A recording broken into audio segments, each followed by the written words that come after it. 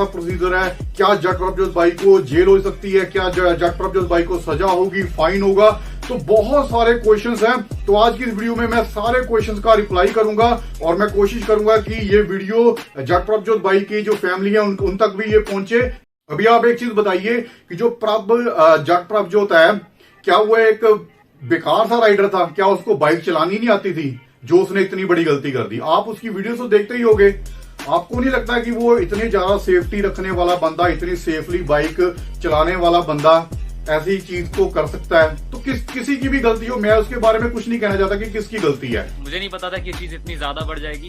मैं सभी को सॉरी कह रहा हूँ। प्रभजोत भाई की जितनी फैमिली के अगर कोई देख रहा है, आई एम रियली सॉरी। तो देख रहे हो भाई, सारे बंदे नीचे कमेंट करके बताओ क्या ये माफी के लायक है, क्या इसको माफी मिलनी चाहिए जो उसने जो गलती की है इतनी बड़ी।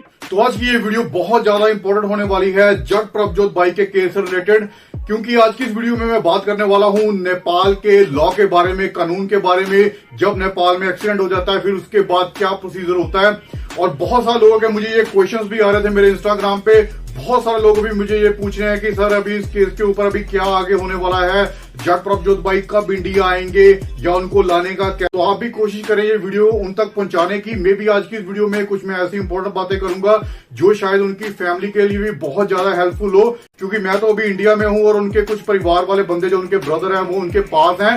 तो बहुत सारी चीजें होती हैं जो ऑन टाइम करनी बहुत जरूरी है।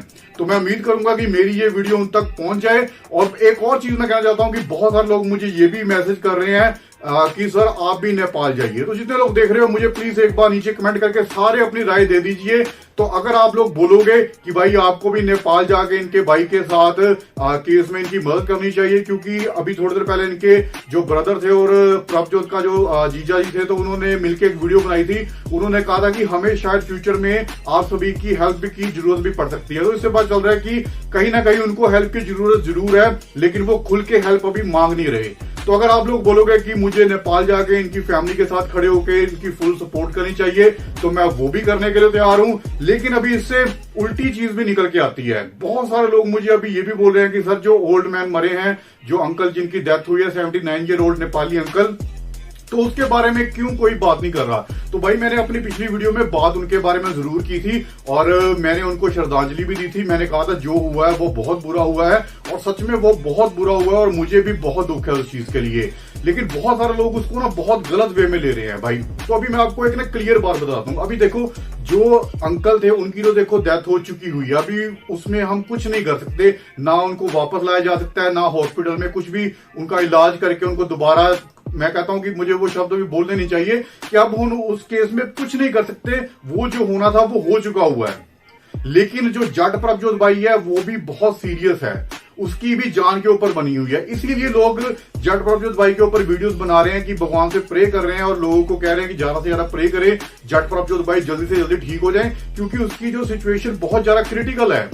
तो इसी वजह से किया जा रहा है। ये बहुत से लोग ना गलत फहमी फैला रहे हैं कि जट प्रभजोत एक बड़ा यूट्यूबर है, बड़ा यूट्यूबर होने के कारण उसको सपोर्ट की जा रही है। तो भाई ऐसी मेंटेलिटी, अपनी गंदी मेंटेलिटी मत रखें। ऐसा कुछ भी नहीं है। बड़ा यूट्यूबर छोटा यूट्यूबर कुछ भी नहीं है। जो अंकल थे उनकी डेथ हो चुकी है, वो तो ऑलरेडी चीज हो चुकी हुई है, उसमें हम कुछ नहीं कर सकते। लेकिन प्रभजोत के बारे में हम बहुत कुछ कर सकते हैं भाई। अभी उसकी आगे पूरी लाइफ पड़ी हुई है, उसको जेल होती है, बहुत कुछ होता है। तो मैं ये नहीं कहता कि उसको उसकी जो उसने जो किया है उसकी सजा ना मिले। सजा देना ना मेरा काम है ना आप लोगों का काम है, ये कानून का काम है। नेपाल की गवर्नमेंट जो जब वहां पे जब ये केस चलेगा, जो वो लोग करेंगे वो हम सभी को एक्सेप्ट करना पड़ेगा। तो ये सजा मिलनी ना मिलनी, यूट्यूबर है ये है उसके बारे में बात नहीं की। तो कोई भी मेरा भाई प्लीज ऐसी घटिया हरकतें ना करे भाई। बहुत दुख होता है कि जब हम लोगों की ऐसे कमेंट्स वगैरह पढ़ते हैं या मैसेज आते हैं तो बहुत दुख होता है। तो एक बार फिर से सारे के बंदे कमेंट, जितने भी बंदे देख रहे हैं ना, कमेंट जरूर करना कि क्या मुझे नेपाल जाना चाहिए या नहीं जाना चाहिए। तो अगर आप बोलोगे तो मैंने आपकी बात को कभी भी नहीं टाला। आपने बोला था वो टकला जो प्रभजोत भाई को गाली दे रहा था उससे माफी मंगवाओ, तो मैंने उससे माफी तक भी मंगवाई है। जितने लोगों ने नई वीडियो देखी वो वीडियो को जाके देख भी सकते हैं। अभी बात करते हैं नेपाल के लॉ के ऊपर, नेपाल के कानून के ऊपर। तो आप सभी को पता है कि नेपाल में 80 की जो स्पीड है वो लिमिट की गई है कि इससे ऊपर कोई भी बंदा बाइक नहीं चला सकता। सबसे पहला पॉइंट ये निकल के आता है कि जो नेपाल का बॉर्डर है वहां पे जो बीएसएफ लगी हुई थी या नेपाल की पुलिस थी, उसने इस सुपर बाइक को एंटर क्यों करने दिया? क्या उनको पता नहीं था कि ये जो बाइक है ये तो अगर वैसे ही बंदा चलाए तो 100 के ऊपर तो वैसे ही चले जाती है। तो 80 की स्पीड लिमिट अगर वहां पे पूरे देश में है तो ये वहां की पुलिस और वहां के बीएसएफ के ऊपर भी क्वेश्चन आता है कि आपने इस बाइक को एंटर क्यों करने दिया। सबसे पहला पॉइंट ये निकल के आता है। तो अभी आपको बताता हूं कि जब किसी की भी एक्सीडेंट में डेथ होती है तो पहले जो कानून थे वो थोड़े वीक थे, इसी वजह से जो एक्सीडेंट केस थे वो बहुत ज्यादा बढ़ गए थे नेपाल में। लेकिन उसको देखते हुए अब नेपाल गवर्नमेंट ने रूल्स को चेंज किया है। अभी जो किसी की भी रोड एक्सीडेंट में डेथ होती है तो उसकी डेथ जिस बंदे के कारण से उसका एक्सीडेंट हुआ है, किसी की भी गलती निकलती जो भी निकलता है, तो जो बंदा बच जाता है जिसकी डेथ होती है उसकी फैमिली को उसे 10 से 15 लाख रुपए जुर्माना देना पड़ता है और उस बंदे को 2 साल की सजा भी होती है। तो अभी जट प्रभजोत भाई को सजा भी हो सकती है। तो जो उनके ऊपर अभी केस पड़ा है, जैसे आगे आगे जो ट्रायल चलेगा, और मैं तो यही कहूंगा कि बिल्कुल फेयर ट्रायल होना चाहिए। जिसकी भी गलती है वो सामने आनी चाहिए और उस हिसाब से सजा होनी चाहिए। अभी आप एक चीज बताइए कि जो जट प्रभजोत है, क्या वो एक बेकार सा राइडर था? क्या उसको बाइक चलानी नहीं आती थी जो उसने इतनी बड़ी गलती कर दी? आप उसकी वीडियो तो देखते ही होंगे। आपको नहीं लगता कि वो इतने ज्यादा सेफ्टी रखने वाला बंदा, इतनी सेफली बाइक चलाने वाला बंदा ऐसी चीज को कर सकता है? तो किसी की भी गलती हो, मैं उसके बारे में कुछ नहीं कहना चाहता कि किसकी गलती है। जिसकी भी गलती है प्रॉपर फेयर ट्रायल होना चाहिए। और जो इसकी सीसीटीवी फुटेज अगर निकलती है, वहां पे अगर कैमरे लग गए तो फुटेज भी निकलवानी चाहिए।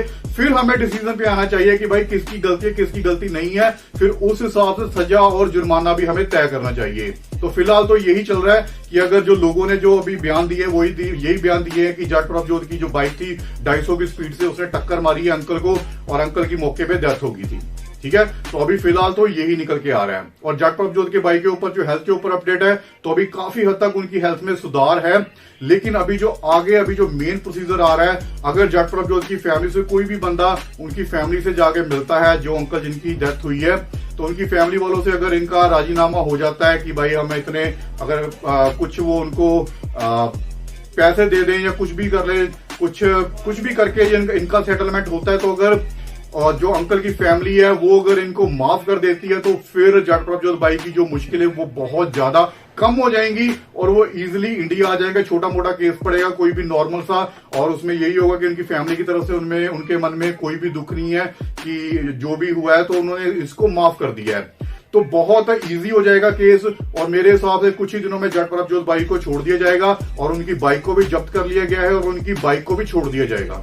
तो अभी लास्ट में मैं एक बात करना चाहूंगा कि भाई जो ये सुपर बाइक्स हैं इनको इनके ऊपर बैन लगाना चाहिए। अगर किसी कंट्री में स्पीड लिमिट तय है तो ऐसी बाइक्स के ऊपर बैन लगाना चाहिए। क्योंकि आपको पता थोड़े दिन पहले, अभी कुछ ही दिनों की पहले की बात है, स्काईलोड भाई जो एक यूट्यूबर थे और बहुत बड़े गेमर थे फ्री फायर के, उनकी भी सेम इसी निंजा की जो बाइक थी, जो भी इसकी कंपनी है, मुझे बाइक के बारे में इतनी नॉलेज है। तो आप लोग मेरी बात से सहमत हैं या नहीं है मुझे कमेंट करके जरूर बताना।